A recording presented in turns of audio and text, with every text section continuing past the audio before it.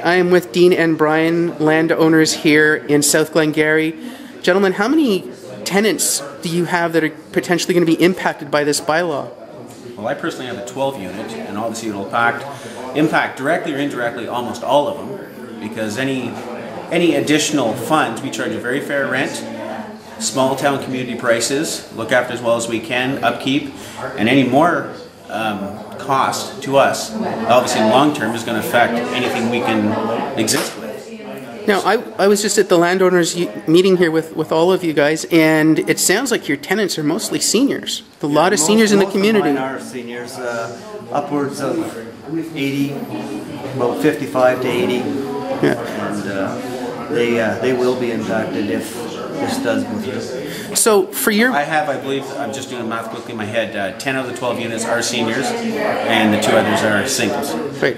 And a lot of seniors today are on fixed incomes, so a drastic increase in their monthly costs could have really... Well, it definitely could be. I mean, we haven't worked the numbers. It's not that we don't want to be fair to South Glengarry, but I mean, there's ways to work this. Nobody in their right mind can hit somebody with the type of impact that we're looking to get hit with, the type of percentage raise you're getting, almost being rammed down your throat on a short term. Now, you guys are just looking for a deferral. Basically, they passed the first 2 motions, and you, if Monday's meeting goes through, bam, this is law, and you can't really take a law back. That's correct, and we will hopefully get a deferral, and then it'll be able to be graduated into the group, and it's going to be hard for them to absorb, but we'll absorb some, and they'll absorb some. That's what it'll be indirectly. But the thing of the matter, it's nice to have a little voice so we can speak, be told a little more where this is coming from. You know, understanding it's sort of happened quick. The first letter I received was on July 12th.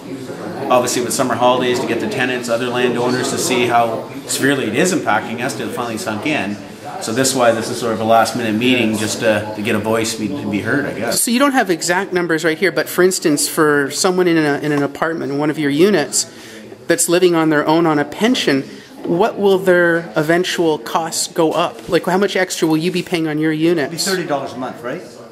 Yeah, I'm just trying to do the math quickly in my head. I know when I had the math done, it was 290% my water taxes are going up. That's on top of property taxes, everything else we have. So to give you an exact number, I just couldn't do it and do that. So roughly what would a single unit cost, and what would that 290% translate into? Well, it works a bit. Water taxes are going up for me personally from $500 to almost $1,500, I believe. I'm rounding numbers off, but and that's every 2 months. That's every 2 months. So there's that's what, $1,000. Am I doing that right? It's more than that. But yeah. So I mean that's.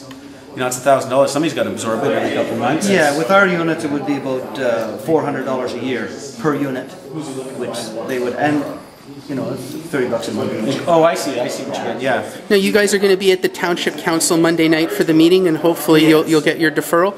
And I believe you guys are also going to be contacting all the city councillors and the mayor tomorrow. Yes, the Township Councillors will get a call and just to see what they, because everybody's little scenario is a little different, and you just don't know how they came to this.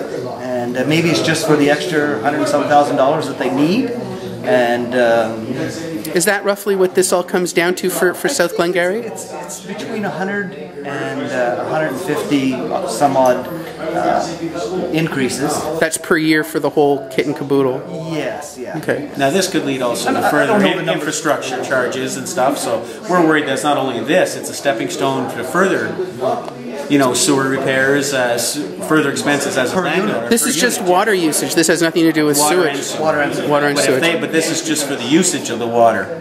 But if we turn around and all of a sudden they break it down, they need new sewer lines put in or everything else. Obviously the charges will be quite a bit more severely.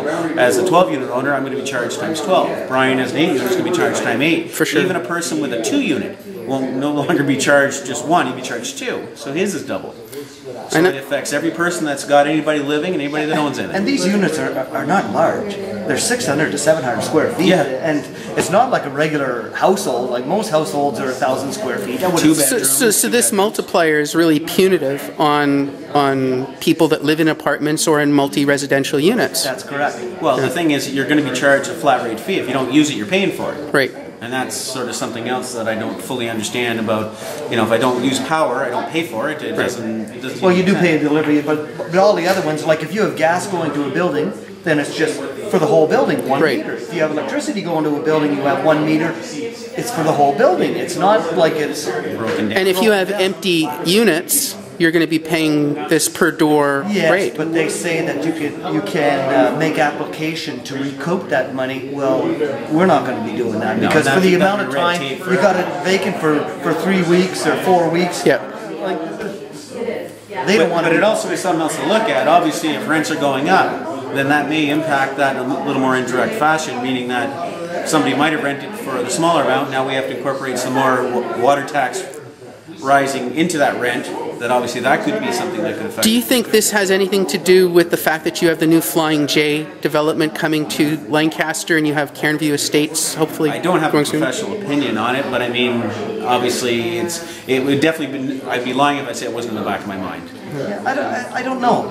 I don't know if this is just something that somebody, not council, but somebody in the township dreamed up to get more income, because they're always looking for ways to make more income and somewhere to get it where it's not going to affect too many people. They just don't realize that how many people this does affect. You want to grow your community, but not at the same time really force those that can least afford it to suffer. Yes, but if it only makes a few suffer for a large amount, then it's beneficial for them. Gotcha. You know, and they would like that. Until they know the true number. Like yes. We heard earlier at the meeting, the demographics of Lancaster in particular, and maybe even a lot of South Glengarry, is quite elderly. It's not, the average age has got to be well up there. You know, and a lot of our tenants are people that have paid taxes their whole life. They're moving from larger farms to something they don't have to maintain anymore, you know, and live out their, you know, the final. And as you can see, the main street in Lancaster, there's so many stores that have closed up. Yep. The only existence of why they're existing is because they have units upstairs, like that lady from Montreal we were just talking about. They have units that are lived in from upstairs. That's keeping that afloat. Do you think that this new bylaw could impact people from investing into apartment buildings and multi-residential development?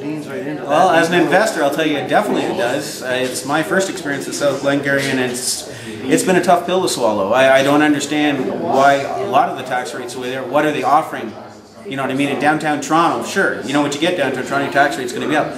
Why are things so much more here than other communities? Like Cornwall. Cornwall has no development fees. Well, exactly. Like, the rate in Van Hill is $39.92, I think, per unit. Here it's $59.95, 96. That's right.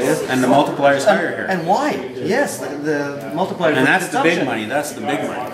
Well, that'll be for a whole other council meeting and maybe a whole other story. So. All right, guys, thank you very much. Thank you.